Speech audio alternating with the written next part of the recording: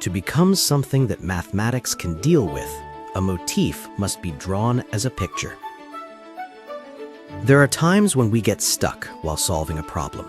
What usually troubles us then is not calculation. What exactly is connected to what? Where could the clue be hiding? These questions, in everyday problems and throughout the history of mathematics that has lasted thousands of years, have kept appearing in the same form. The reason for getting stuck has always been similar. It was not calculation, but relationships. That is why we sense invisible relationships through the connections between things that look alike. We call this process analogy. Analogy is not a skill unique to mathematics, but a force that pushes thinking forward in every field. In an age overflowing with information, what we need is not so much the ability to accumulate more knowledge, but a sense for organizing scattered pieces and recognizing similarity. The moment that sense switches on, thinking makes a leap. That connection is where creative thinking begins. However, analogy does not happen simply because we decide to make it happen. The more a person has seen and heard, and the more places a person has visited, the more naturally analogy arises. The same is true for a mathematics problem we see for the first time. When a teacher gives one small clue, a path suddenly opens. It is like failing to find a light switch in a dark room, then hearing the words, "2 steps to the right from the wall," and the light switches on. That 2 steps in mathematics is often a picture. This is why many researchers say that visual representations are such a powerful help. When we rebuild a problem as a picture, the knowledge that was scattered in our mind begins to link together. Even complicated formulas, in one way or another, are connected to pictures. Put another way, this is what it means. If we can express a motif as a picture, from that moment on, it becomes something that mathematics can deal with. These days, mathematics uses letters like X and Y. Pictures are gone.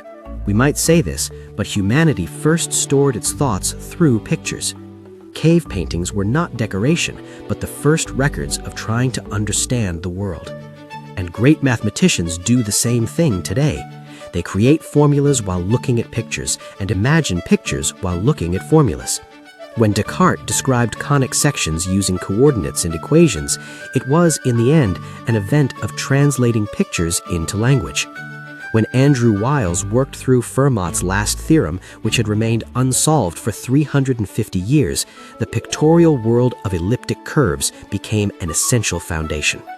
When we see a ball flying, we think of a parabola, and when we see that curve, we think of an equation again. Moving back and forth between pictures and formulas, translating, this round trip is the breadth of mathematics. A picture is not just a simple way to make things look good. It is a process of bringing natural phenomena and motifs onto the stage of mathematics.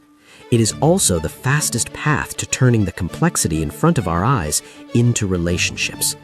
For example, geometry draws points, lines, and planes to uncover their properties. A function sets causes and results on a graph, then finds the formula that matches that graph. A set with just one Venn diagram organizes inclusion, intersection, and union at a glance.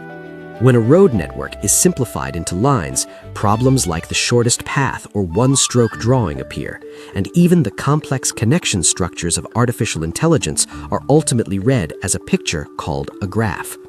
Also, it is not only visible things that can be drawn.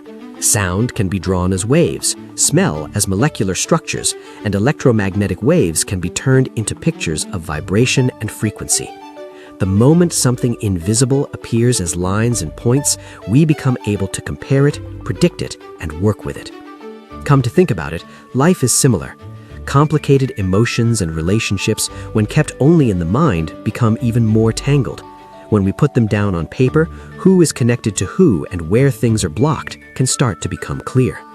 On days when the world feels too complicated, picking up a pencil before reaching for a formula might be faster. The moment we draw a single line, relationships begin to shape.